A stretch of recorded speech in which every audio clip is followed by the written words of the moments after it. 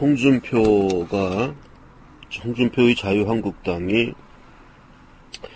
박근혜 대통령을 출당시키려는 그 의도가 무엇이며, 그러면 그 출당을 시켰을 때 자유한국당, 홍준표는 과연 어떤 이익을 얻을 수 있는 것이며, 그렇다면 박 대통령을 출당시키겠다는 그 논리적 근거는 무엇이며, 그 논리적 근거가 옳다면 그 박근혜 대통령을 출당시키겠다는 그 세력은 어떤 자들이며, 또한 박근혜 대통령을 출당시켰을 때 나타날 효과, 객관적 효과가 무엇이며, 홍준표 및 출당파들이 노리는 주관적 효과, 그들이 의도하는 효과는 무엇인가? 이런 것을 우리가 오늘은 좀 분석을 해서 말씀을 하나하나 드려볼까 합니다. 먼저 홍준표의 자유한국당 출당을 추진하려는 자들의 박 대통령 출당의 근거로 내세우는 게 뭐냐 하면, 첫 번째 4.13 총선 패배의 책임이죠. 공천 실패의 책임, 친박에다가 책임을 묻는 거죠. 두 번째는 5구 대선을 패배함으로써 정권을 빼앗길 수밖에 없게 된, 그러니까 1번과 2번이 붙어 있는 거죠. 4.13 총선에서 패배했기 때문에, 또 이런 탄핵이 그렇게 됨으로써 5구 대선에서 패배할 수밖에 없었고, 그래서 정권을 빼앗긴 그 책임을 져라. 박근혜 대통령 보러 그 책임을 져라. 이렇게 물어서 그것이 출당의 근거라는 겁니다. 이 사람들이 주장하는 4.13 총선 패배와 5구 대선 패배, 즉 그렇게 해서 정권을 빼앗길 수밖에 없게 만든 사람이 당신 아니냐, 그러니 출당을 좀 해달라, 탈당을 해달라고 요구하는 거죠. 그렇게 해서 그럼 이 사람들이 그렇게 해서 박근혜 대통령이 자진 탈당을 해준다든지 제명을 시킨다든지 했을 때 이 사람들이 노리는 이익은 뭐냐? 박 대통령 출당의 이익, 출당함으로써 자신들이 챙겨갈 수 있는 이익은 뭐냐? 즉 박근혜 대통령과의 결별을 통해서, 이제 출당했으니까 우리 자유한국당하고는, 우리는 박근혜하고는 관계없는 사람입니다, 이렇게 주장하겠다는 거죠. 국민들이 그렇구나, 탄핵에 어쩌고 저쩌고 이런 해서 박근혜 대통령하고는 완전히 끝났구나. 그러면 이제 자유한국당은 아무런 과거의 잘못이 없는 새로운 정당으로 새로 태어났구나, 이렇게 인식을 시켜서 이제야말로 그러한 근거에서 진정한 보수당으로 새 출발해 보겠습니다 하는 게 이 홍준표 및 출당을 지지하는 자유한국당 사람들의 내세우는 어떤 간판이죠, 간판. 그렇게 하면서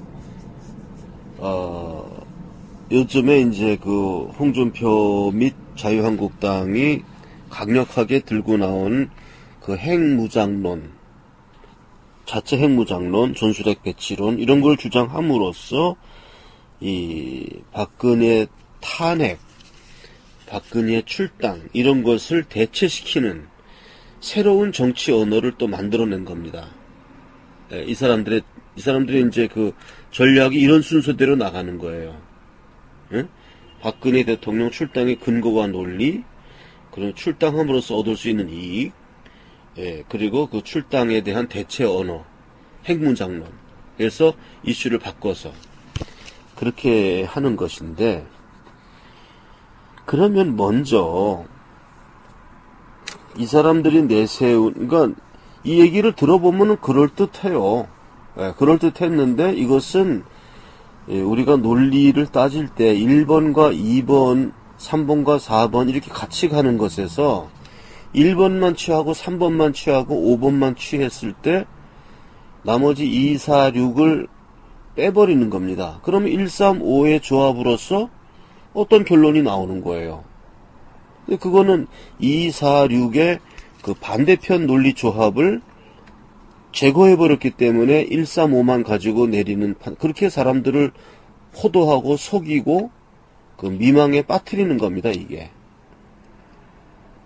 그건 이제 우리가 철학에서, 논리학에서 그 논리의 뿔을 잡는다 할 때, 논리의 뿔은 왼쪽과 오른쪽을 똑같이 잡아야 되는데, 왼쪽의 뿔만 잡고 오른쪽 뿔은 잡지 않는 거예요. 그렇게 해가지고 지금 이러한 결론을 만들어내는 거예요. 출당의 근거와 논리, 출당의 이익, 이런 식으로. 박근혜 대통령 때문에 4.13 총선 패배로 시작해서 정권을 급기야 빼앗기게 되었다. 그래서 이제 완전히 결별을 하게 되면 새로운 이미지를 우리가 얻을 수 있다. 그럼으로써 보수가 다시 태어날 수 있고, 또 그렇게 해야만 자연인으로 돌아간 박근혜 대통령을 보호할 수 있다. 뭐 거기까지 또 이야기를 또 덧붙이는 거예요. 그러니까 아주 이제 근데 이제 그런 얘기 그럴듯해 보이지만 왠지 좀 이상하거든요. 뭔가 좀 이렇게 속는 것 같은 기분이고, 그거는 제가 아까 말씀드린 대로 이 사람들이 그 논리의 뿔을 잡는다는 거예요. 논리의 뿔. 왼쪽 뿔과 오른쪽 뿔이 있는데 한쪽 뿔만을 잡고 이야기해서 나머지 잡지 않은 논리의 뿔이 빠져버렸기 때문에 이상한 결과가 나오는 겁니다. 자, 그러면 먼저 출당의 근거와 논리는 무엇이냐를 따질 때 첫 번째, 그러면 4.13 총선 패배, 공천 실패, 그리고 친박에다가 이제 책임을 묻죠. 그 후에 5구 대선 패배, 정권을 빼앗긴 책임을 그것이 박근혜 대통령에게 있다. 뭐 이렇게 얘기가 진행시키는 거예요. 그러면 그러한 출당의 근거와 논리를 따지기 전에 왜 홍준표가 이렇게 이미 탄핵을 당하고 권력에서 밀려난 거의 이제 자연인 박근혜가 됐지 않습니까? 이러한 사람을 소위 말하는 시체에 칼질을 해가지고 완전히 그것을 없애려 하는가? 우리가 이제 어떤 옛날에 그 이소무화라든가 어떤 동화 같은 데 보면 그림자 없는 사람이라는 그런 게 있죠. 응? 어떤 사람은 그 사람은 그림자가 없어. 뭐 그런 이런 동화 같은 거 읽은 적이 있지 않습니까?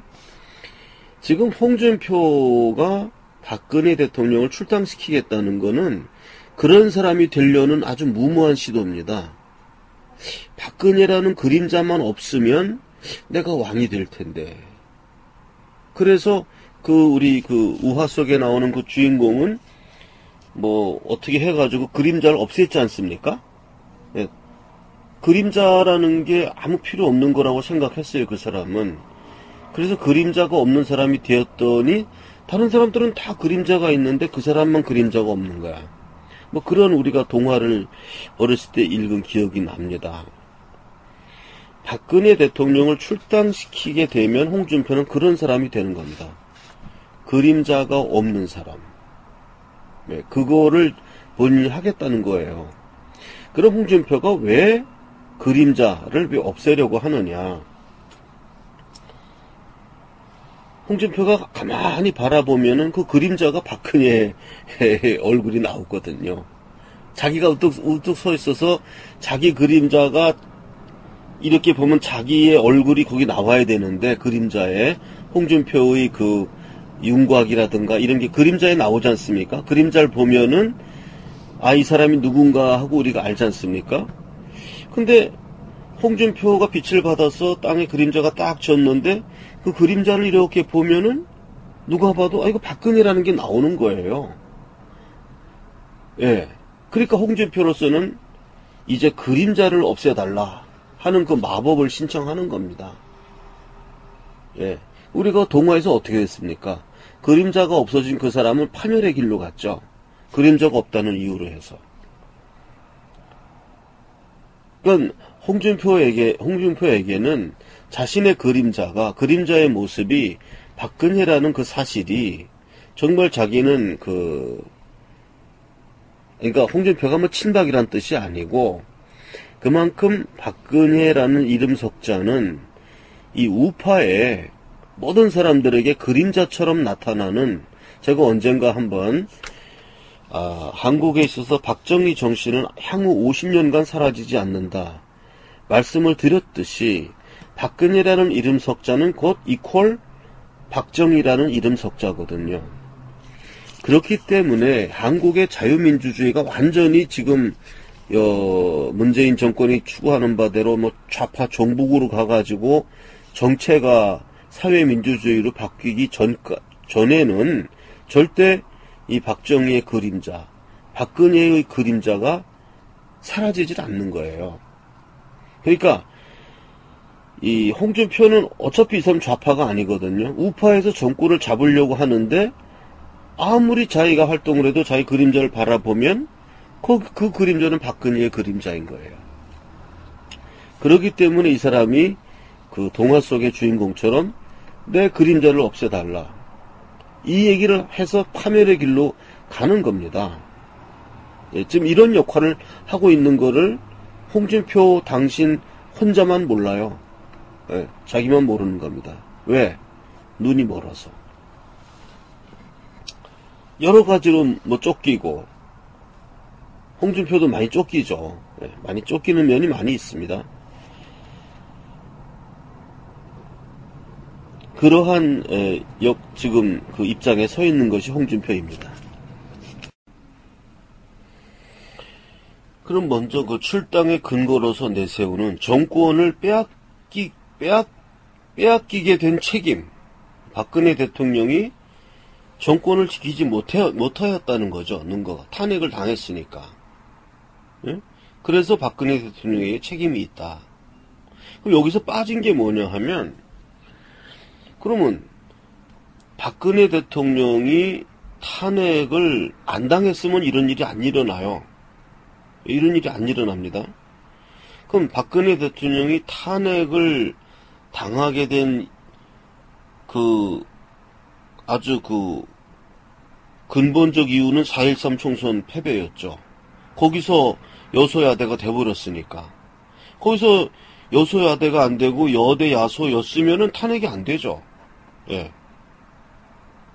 그러니까 뭔 원인은 그건데, 뭔 원인을 먼저 제시한 겁니다. 4.13 총선 패배와 그 다음에 가까운 원인 5.9 대선 패배, 이렇게 두 개만 제시하는 거예요. 그럼 이 두 개 제시가 맞습니까? 아닙니다.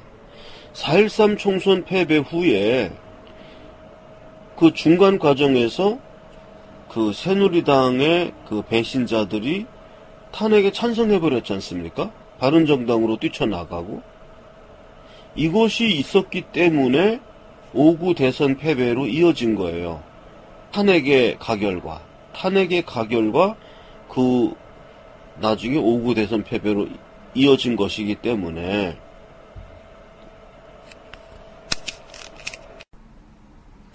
그러니까 지금 정권을 빼앗긴 데 대한 책임을 따지려면은 정권을 빼앗기게 만든 사람들이 누구냐? 그거는 탄핵에 찬성한 그 60명 아니 62명인가요? 그 사람들 때문에 그렇게 된 거 아닙니까? 그 사람들에 대한 평가, 그 사람들에 대한 문책, 이런 과정도 동시에 일어나야 하는 겁니다, 여기서. 아니, 이런 논리로 따지면 그러면 누가 가장 죄가 없느냐를 따져야 됩니다. 그 홍준표 본인은 죄가 없다고 칩시다. 그러면 죄가 많은 사람들, 지금 자유한국당에 있는데 이 정권을 뺏긴 데 대한 책임이 있는 사람들은 탄핵 찬성한 사람들 60명, 바른정당 나간 사람들, 거의 나가다 돌아온 사람들, 이 사람들에 대한 책임을 지금 전혀 그러니까 이 사람들도 출당시켜야 됩니다. 그러면 박근혜 대통령을 어쨌든 정권을 빼앗긴 책임이 있다 그러면은 박근혜 대통령에게 책임이 있다고 한다면, 그러면 그 책임을 피할 수 없는 사람은 누구냐 하면은 탄핵에 찬성한 사람들, 이 사람들도 그 책임을 피할 수가 없습니다. 그럼 이 사람들도 출당을 시켜야 돼요. 그러면 말이 됩니다.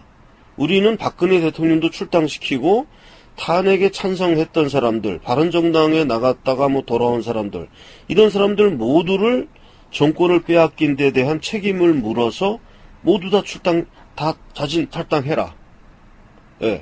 그렇게 권유를 해서 그 권유를 안 받아들이면 우리는 나 홍준표는 박근혜건 누구든 돌아온 사람이든 김성태든 누구든 자진 탈당해라. 안 하면은 출당 제명시키겠다. 이렇게 얘기를 하면은 홍준표가 말이 됩니다. 그건 말이 돼요. 근데 어떻게 된 겁니까? 지금 얘기한 그 반쪽은 전혀 언급이 없어요.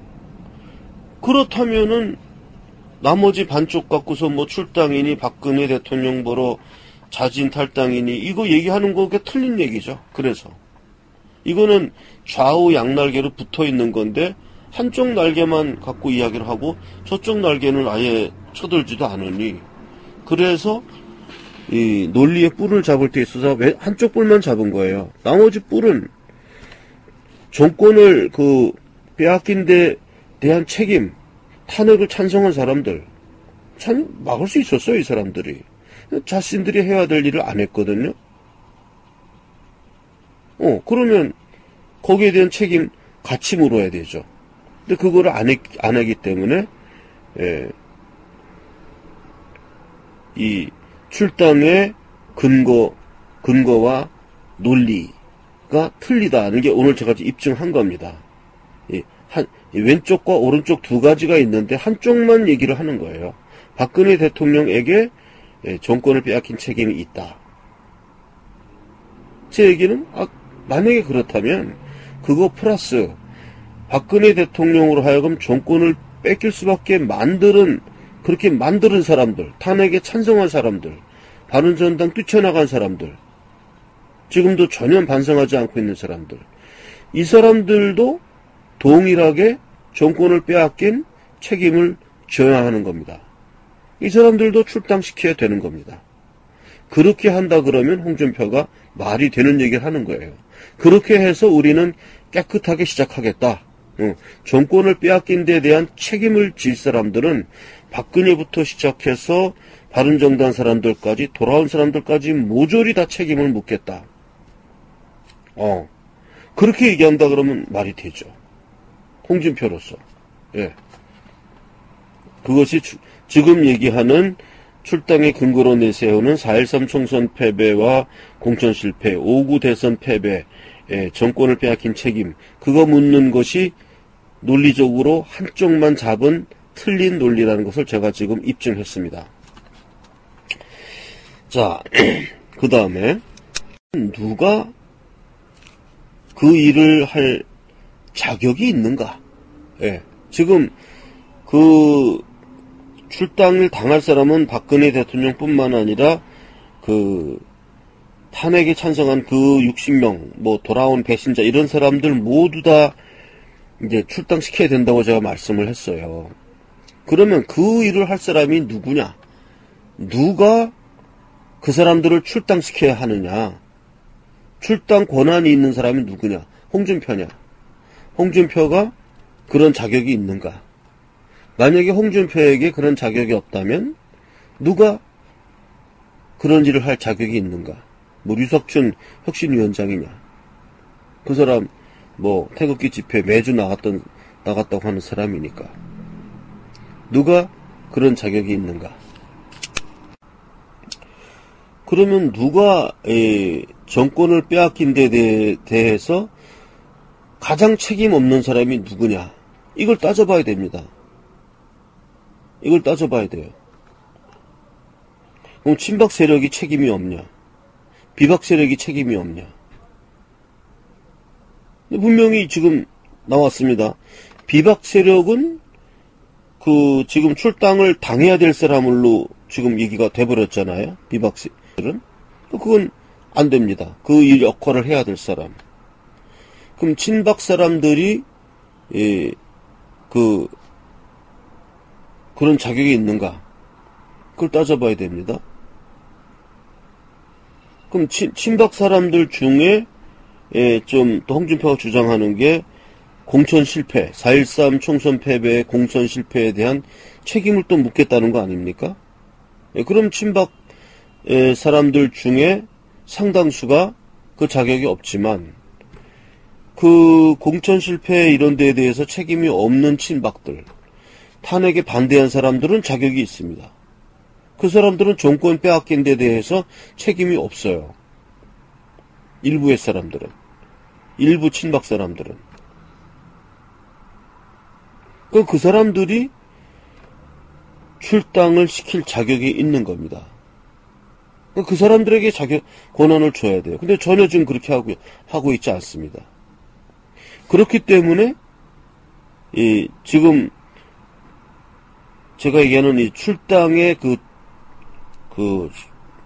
손잡이를 쥔 사람들, 즉, 출당 세력이 친박 중에, 공천 실패라든가 이런 데 관여하지 않은 깨끗한 친박으로 남아있는 사람들, 그 사람들이 출당이라든지 이렇게 책임을 묻는 이러한 주인이 되어야 되는데 현실은 어떻게 되어 있습니까?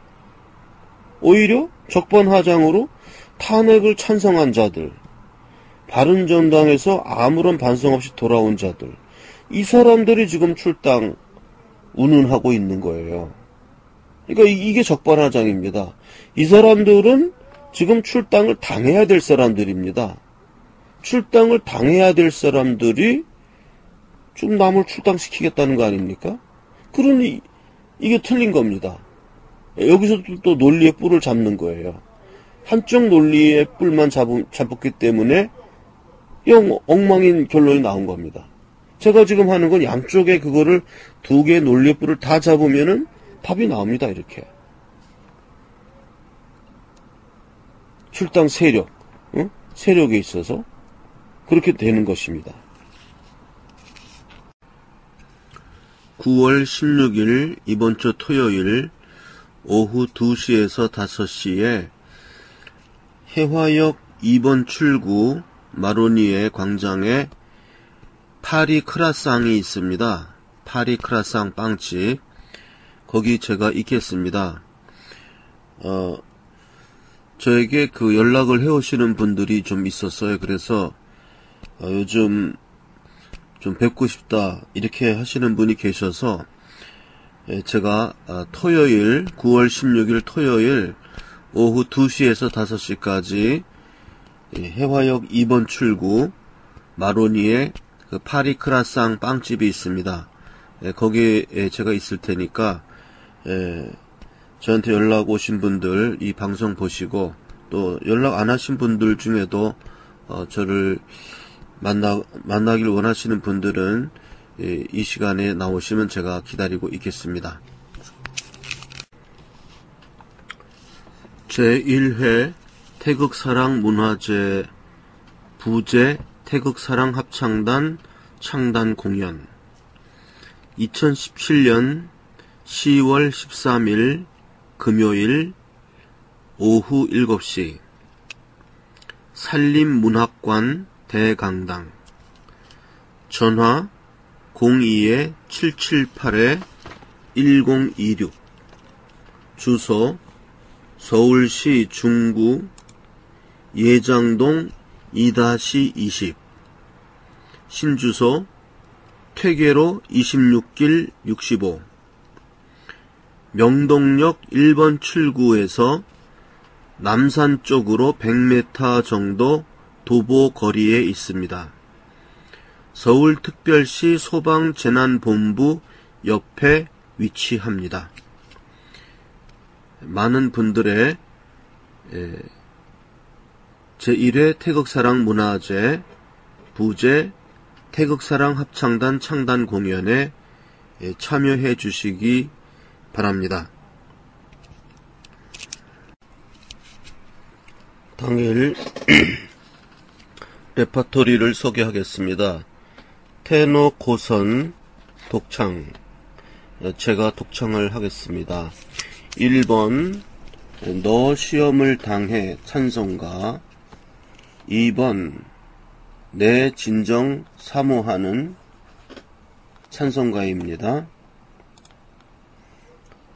세 번째 곡은 사랑의 노래, 임금수 곡 임승환 시입니다. 네 번째 노래가 산노을 박판길 곡이죠.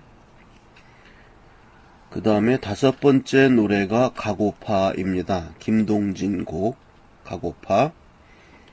여섯 번째가 떠나가는 배 변훈 곡이죠. 일곱 번째가 꼬랭그라토 무정한 마음 카르딜로 곡입니다.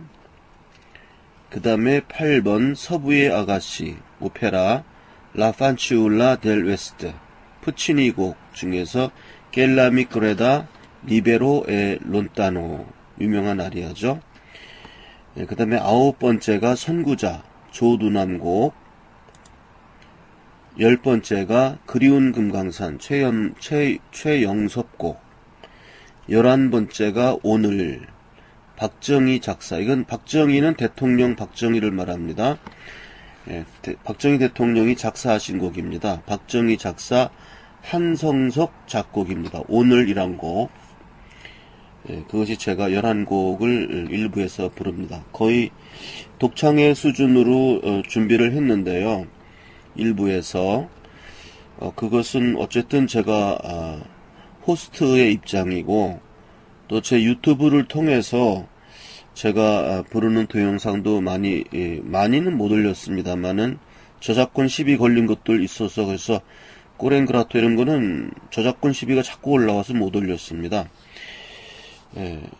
그래서 도저히 좀 시간적으로 많이 힘들었지만은 어쨌든 제가 안 할 수도 없고 해서 제가 호스트의 입장에서 또 손님들을 맞이해야 되는 입장이고 굉장히 지금 우리 시국이 어려운 상태에서 그래도 조금이라도 위로를 드리고자 자리를 마련해서 저라도 좀 연습을 해서 좀 불러야 되지 않겠는가 그런 마음으로 11곡을 이렇게 준비를 했습니다. 마지막 피날레로 오늘이란 박정희 대통령 작사 곡을 준비했습니다. 많이들 오시고요. 두 번째 이제 소프라노 독창이 있겠습니다. 우리 태극기 집회에 같이 참여하시는 동지조 이영란 씨 소프라노 독창을 하겠습니다. 그래서 제1곡 라샤 끼오 삐앙가 울게 마소서 하는 핸델 곡입니다. 그 다음에 동심초 김성태 작곡이죠. 동심초.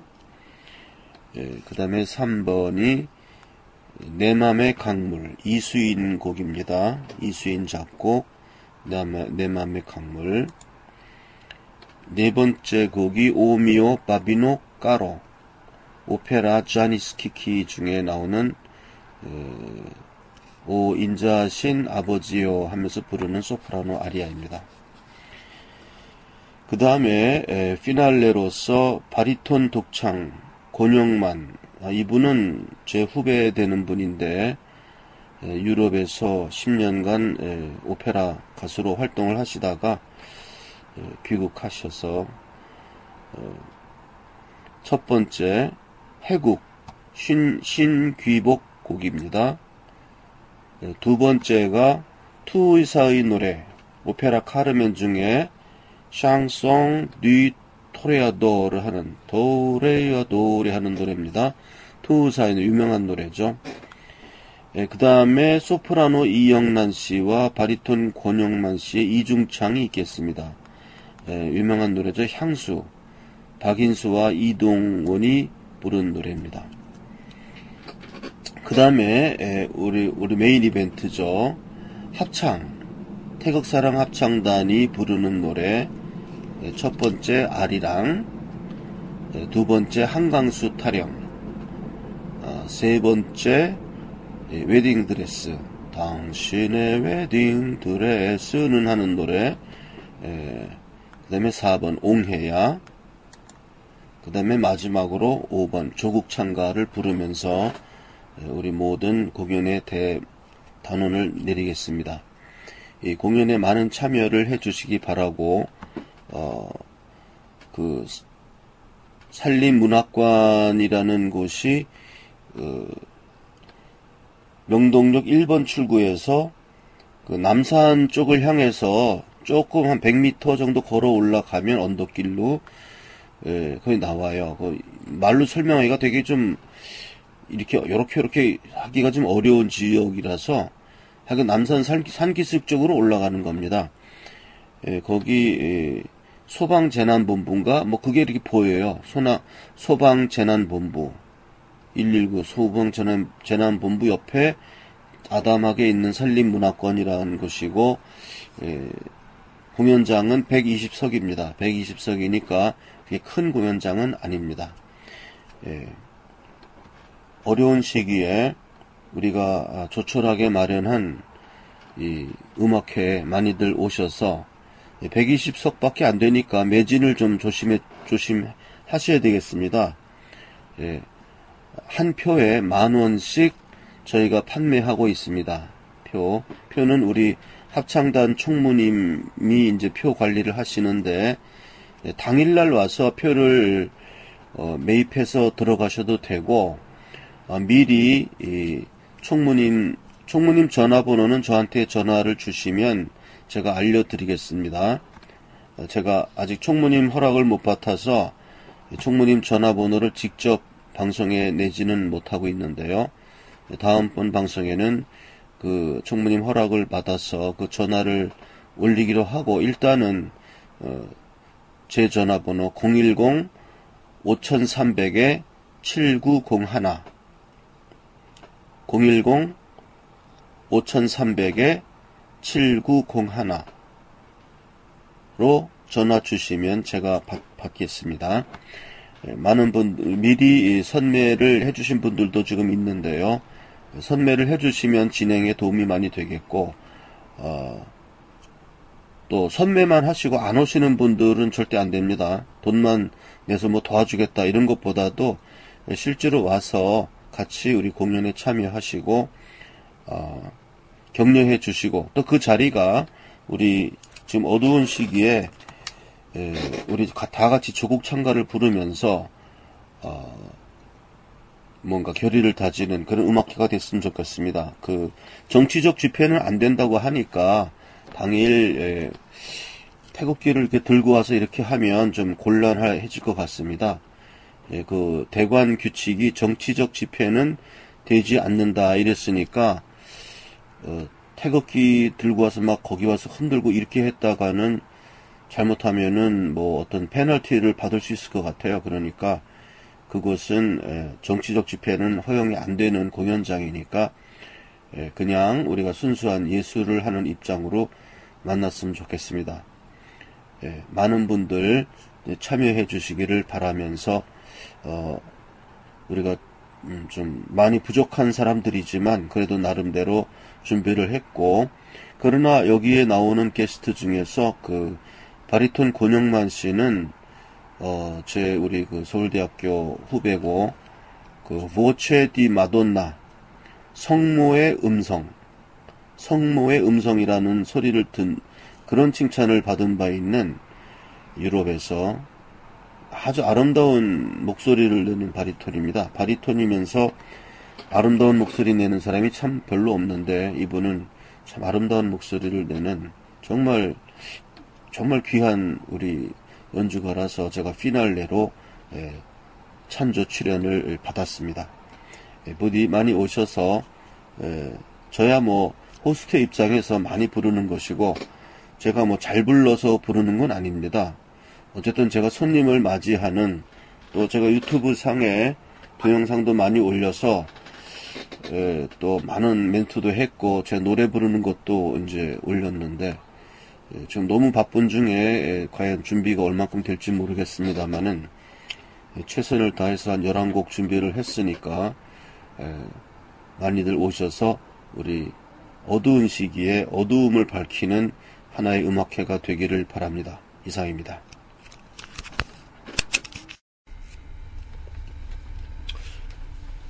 주식 대금을 송금하는 계좌는 국민은행 595137-01-001768 태극사랑 주식회사입니다. 주식 대금 송금 계좌는 국민은행 595137-01-001768 태극사랑 주식회사입니다. 신문 대금 송금은 국민은행 111-30-01-094293 태극사랑 신문방송사입니다.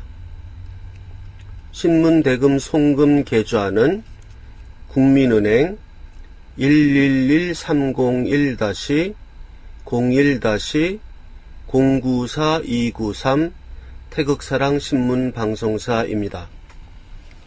저를 개인 후원하는 계좌는 새마을금고 3904-09-0139-429 예금주는 고승근입니다. 제 본명은 고선입니다. 개인 후원 계좌 새마을금고 3904-09-0139-429 개인 후원 계좌 국민은행 계좌 812-21-0374-284입니다. 개인 후원 국민은행 계좌는 812-21-0374-284입니다. 제 핸드폰 번호는 010-5300-7901입니다. 010-5300-7901 신문사 전화번호는 010-4378-4044입니다. 팩스 번호는 031-417-7901입니다. 031-417-7901입니다. 또 다른 팩스 번호는 031-408-4844입니다. 정기 구독 신청을 받겠습니다. 그래서 1년 구독료는 89,000원입니다. 1년치 주간신문이고 1년치 구독료는 89,000원이고요. 6개월 구독료는 45,000원입니다. 6개월 구독료는 45,000원. 구독을 신청할 계좌는 국민은행 111-30-01-094-293 다시 말씀드립니다. 국민은행 111-301-01-094 094293 태극사랑 신문방송 주식회사입니다. 예. 그리고 입금하신 후에는 010-5300-7901로 입금자 성함, 주소, 입금액, 입금자 성함, 주소, 입금액을 문자 메시지로 보내주시면 되겠습니다.